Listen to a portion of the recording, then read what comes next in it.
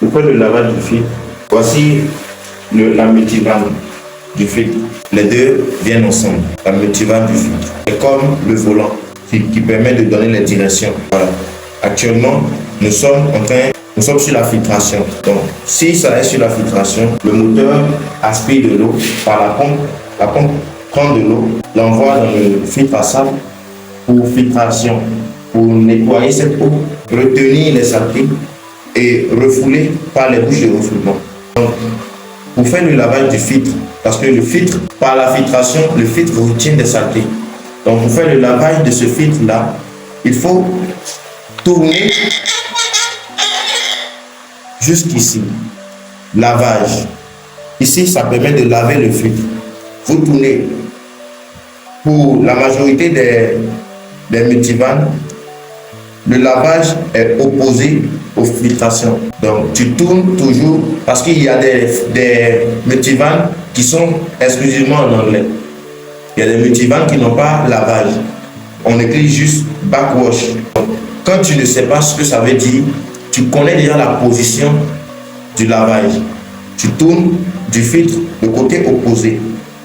Tu le mets dessus. Ensuite, le lavage consiste à prendre de l'eau de la piscine pour nettoyer le filtre et puis éjecter les saletés. Nous savons que l'éjection des saletés se passe par ce canal-là. Donc ce tuyau-là est le tuyau de vidange. Il faut ouvrir la vanne de vidange qui est celle-ci afin que l'eau sale, l'eau usée qui va découler de ce lavage-là puisse sortir par là. Voilà un peu ce qu'il faut faire avant de démarrer le moteur. Et je tiens à préciser que le moteur ne se démarre jamais. On ne tourne pas la multivane pendant que le moteur est en marche. C'est comme si vous êtes à 90 km/h, puisque cette pompe-là est une pompe de 3 chevaux.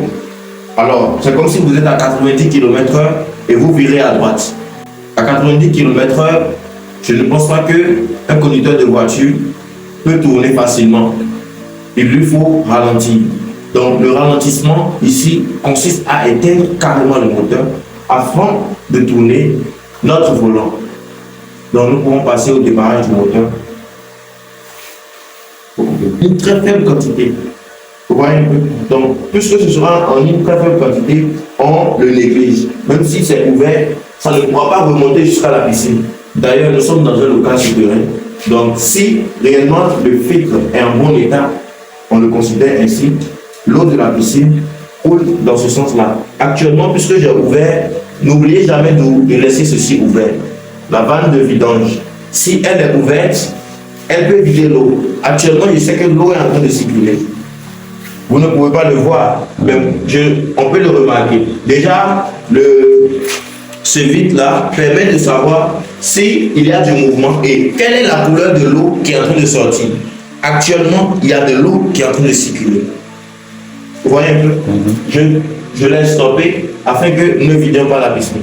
Donc, si jamais vous faites votre lavage de filtre et que vous remettez la piscine sur filtration et que lui, il est toujours ouvert, il est aussi possible, comme je le disais tout à l'heure, qu'il y a des particules d'eau qui peuvent couler. De la même manière, quand on sera sur filtration, l'eau peut continuer à couler et la piscine va se vider pendant la filtration. Donc, pendant que vous faites votre travail, maintenez la vanne de vidange fermée. Du moment où vous n'êtes pas en train de faire un lavage, vous n'êtes pas en train de vider la piscine, vous n'êtes pas en train de faire un rinçage. Pareil pour le rinçage.